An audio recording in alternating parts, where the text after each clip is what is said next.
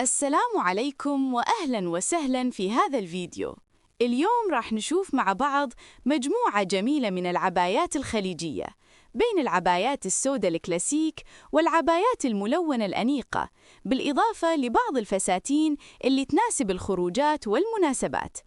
العباية الخليجية تعتبر من أكثر القطع أناقة في عالم الموضة، لأنها تجمع بين الاحتشام والشياكة في نفس الوقت، وكثير من البنات يفضلونها سواء للخروج اليومي أو للمناسبات. نبدأ أول شيء مع هذه العباية السوداء الكلاسيك. التصميم هنا بسيط وأنيق جداً، واللون الأسود دائماً يعطي فخامة للإطلالة. العباية هذه ممكن تكون مناسبة للخروج اليومي أو حتى للزيارات الخفيفة. خلونا نشوف العباية اللي بعدها. نلاحظ هنا أن التصميم فيه تفاصيل حلوة على الأكمام، والتفاصيل هذه تعطي لمسة أنيقة ومميزة للعباية.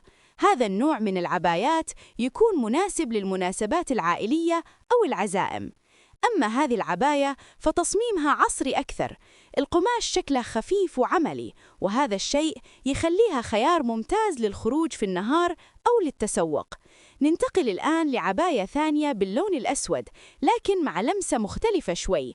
نلاحظ هنا وجود تطريز بسيط يعطي العباية فخامة أكثر. التطريز عادة يضيف جمال خاص للعباية، خصوصاً إذا كان مرتب وناعم.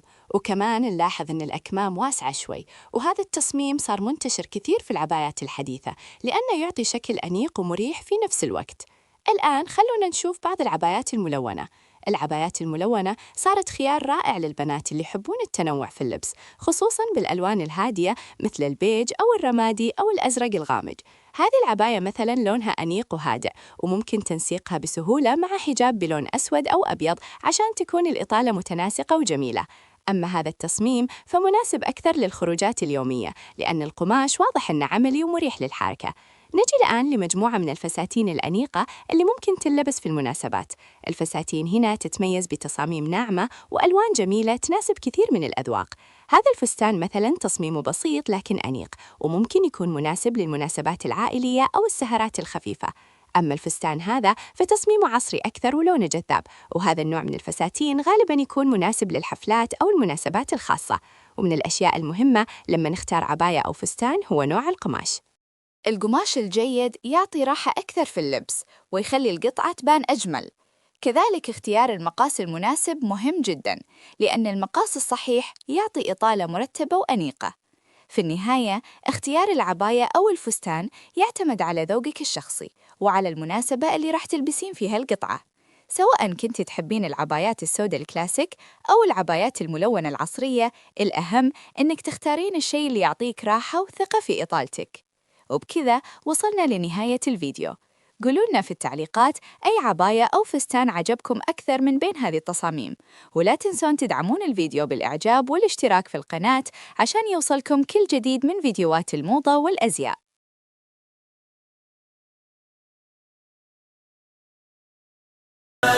والسرور إلى درب الهدى والخير يهدي، وللجنات يوصل من يسير.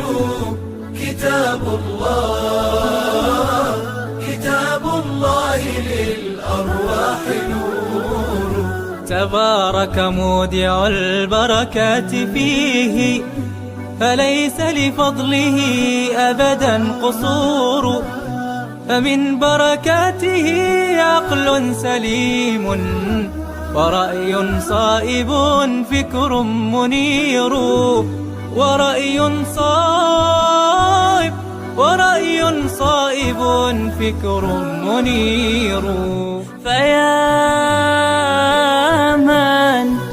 فيا من أقبلوا للحفظ بشرى، فإن السعي منكم لا يبور. جنيتم من ثمار الحسن حسنا، وأقبلت العطايا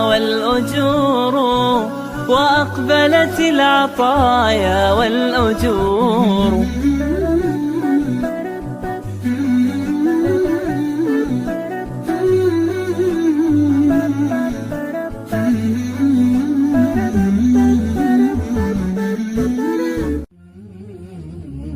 سلمت قلبي يا ربي لتغسله، رفعته لك من خوفي فأنت له.